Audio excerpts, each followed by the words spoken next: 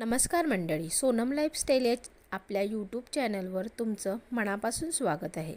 आजचा व्हिडिओ खूप खास आहे कारण आपण साजरी करणार आहोत हनुमान जयंती।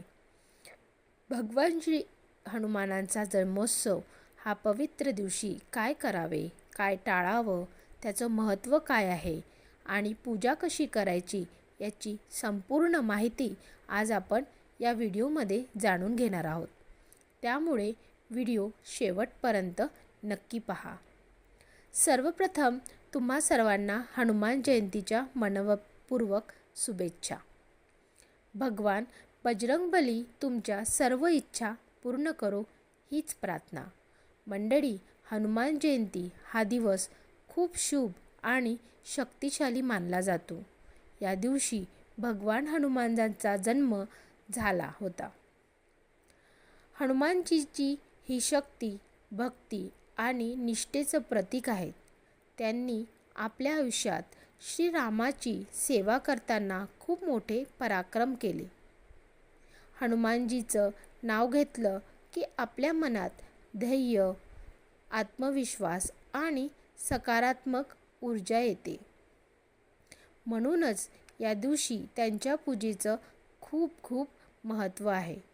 आता आपण जाणून घेऊया हनुमान जयंतीचं धार्मिक महत्त्व। असं मानलं जातं की या दिवशी मनापासून हनुमानजीची पूजा केली तर आपल्या जीवनातील सर्व संकट दूर होतात।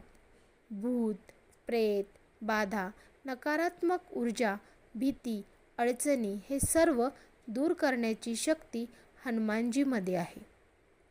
विशेषतः ज्यांच्या आयुष्यात सतत अडचणी येतात, कामात अडथळे येतात किंवा मनात भीती असते, त्यांनी या दिवशी हनुमानजीची पूजा जरूर करावी। आता पाहूया हनुमान जयंतीला काय करावे। या दिवशी सकाळी लवकर उठून स्नान करून स्वच्छ कपडे घालावेत। घरात किंवा मंदिरात हनुमानजीची मूर्ती किंवा फोटो समोर ठेवून पूजा करावी। हनुमानजींना लाल रंग खूप प्रिय आहे, त्यामुळे त्यांना लाल फूल, सिंदूर आणि चमेलीचं तेल अर्पण करावं। तसेच गूळ, चना, बुंदी लाडू किंवा केळी यांचा नैवेद्य दाखवावा। सुंदरकांड किंवा बजरंग बाण यांचं पठण करावं। मनापासून आणि श्रद्धेने केलेले हे पठण खूप फलदायी ठरतं। जर शक्य असेल तर या दिवशी उपवास करावा।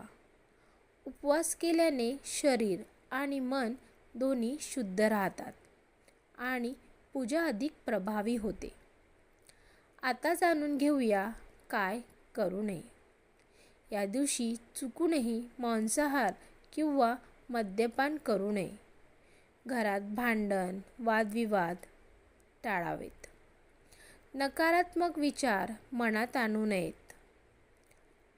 तसेच या दिवशी कुणाचं मन दुखवू नका, खोटं बोलू नका आणि वाईट कर्म टाळा, कारण हा दिवस पूर्णपणे पवित्र आणि सात्विक असतो। मंडळी, अजून एक महत्त्वाची गोष्ट, हनुमानजींना प्रसन्न करण्यासाठी फक्त पूजा नाही तर चांगले विचार आणि चांगली कर्मसुद्धा आवश्यक आहे। जर तुम्ही मनापासून कोणाला मदत केली, गरजूंना दान दिलं तर तेही हनुमानजीची सेवा मानली जाते।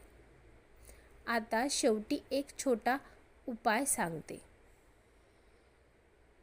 जर तुमच्या आयुष्यात सतत अडचणी येत असतील तर हनुमान जयंतीच्या दिवशी संध्याकाळी हनुमान मंदिरात जाऊन एक दिवा लावा आणि ओम हनुमंते नमः हा मंत्र 108 वेळा म्हणा। हा उपाय केल्याने तुमच्या आयुष्यात सकारात्मक बदल नक्की दिसतील।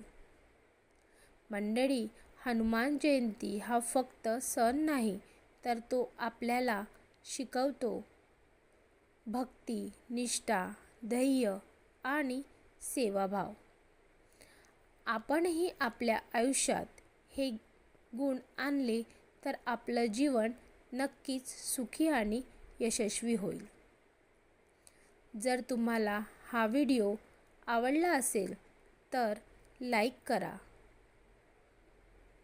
आणि तुमच्या मित्रमैत्रिणींना, कुटुंबियांना शेअर करा आणि अशाच माहितीपूर्ण व्हिडिओसाठी आपल्या सोनम लाईफस्टाईल चॅनलला सबस्क्राईब करायला विसरू नका. कमेंटमध्ये जय श्रीराम आणि जय हनुमान नक्की लिहा. धन्यवाद.